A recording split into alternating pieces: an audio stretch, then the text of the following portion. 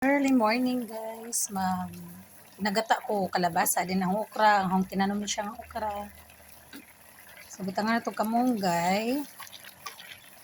Ano siya. Ang pong gisubak sabaw sa paksiw guys. Oh. Paksiw ko tuyo para makasabakon kog pasubakan kay humot man ang kuan, din magata na ta.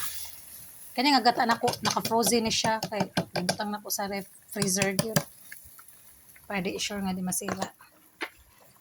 Ay, limingon ako kaog kalabasa sa sinunuban. Kaya na ko hinog na kong kamatis, nang butang kong kamatis, total maubos man ni dayon.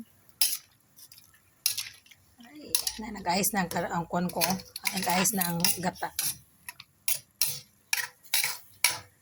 Pwede ko magpalabi man og sunod yun nga sa mga kuan kay makakabuhi. Ang okra na ko, wala na ko giwa-hiwa. Kaya na, di mo ko okra. Mag-kuan daw. Humot na.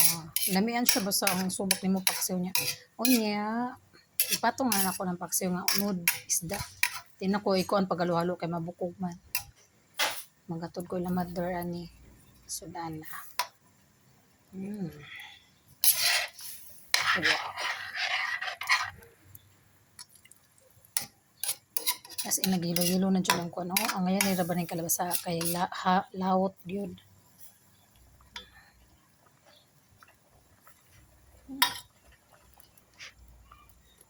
Wow. Yum. Pabukalo na lang kadali. Then after, okay, kamuti. Namin na siya Paris. Unpacksin ang kamuti. So, kadali lang.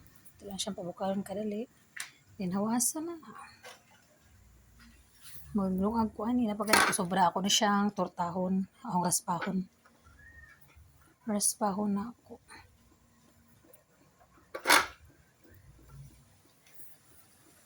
Namin ang paksiw kay gipinahapon ko anak ko pagpaksiwa. Wow, JV pagkaunda kuya sa kamo nakaw kuya. Ato na po mga unsa na ba nga may na mukaon ka gulay kay lapuan ng gulay. Pagkaon diri daan kay lami anong paborito na nimo kalabasa nga may gata. May kamunggay. Ang gidag kog tuyo ang kalabasa para di siya dali magata. Kalami ana.